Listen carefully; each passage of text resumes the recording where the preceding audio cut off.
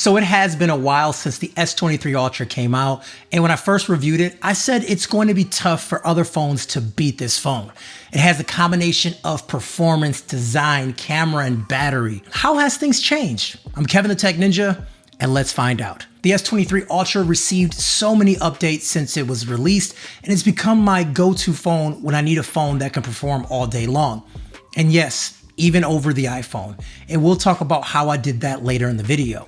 Over the past year, the updates that came out were general bug fixes for things I never ran into, but the past two updates changed a lot of things. Number one, the latest version of One UI, and also has made enhancements to the cameras, and both updates are very impressive. But did these changes fix any of my previous gripes with the cameras?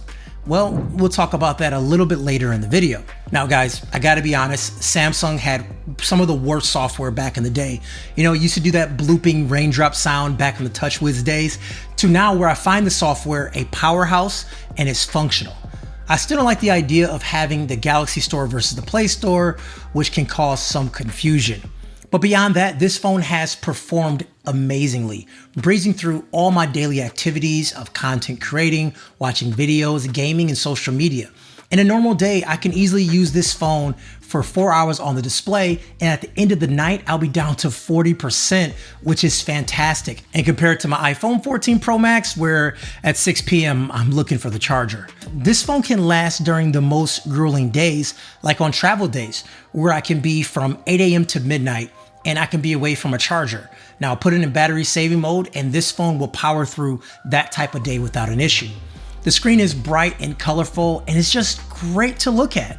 When I start using this phone again, I just talk about how smooth it is when you're touching the screen. Even though I have the Fold, I do find the S23 Ultra screen size to be perfect to do everything I need to do, including video editing using CapCut. But even if you're not doing Xbox Game Pass and just regular games on this phone, runs really great. You have awesome speakers and touch performance is good, and also it doesn't sap that battery life down. So let's discuss camera.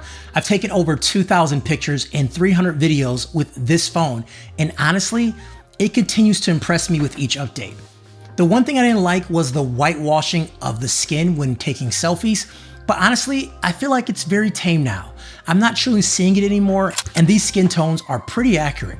Now, being honest, I still think the Pixel is king, but I do like these photos better than my iPhone. Also, when taking pictures, expect a bright and colorful image that at times can be a little bit too much, but when posting these on social media, they look great.